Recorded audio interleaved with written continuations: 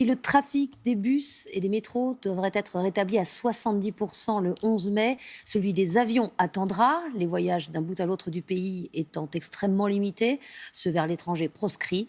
Les aéroports profitent de cette période d'arrêt pour se préparer à offrir aux voyageurs de bonnes conditions de sécurité.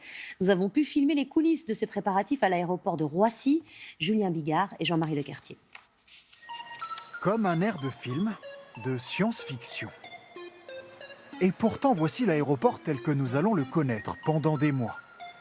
Désinfection 2 fois par jour des halls, neutralisation d'un siège sur 2 en salle d'embarquement et vitres en plexiglas.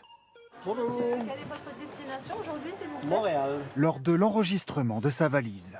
Cela permet d'avoir déjà cette distanciation, de bien respecter, et puis cela rassure aussi bien le passager que moi-même.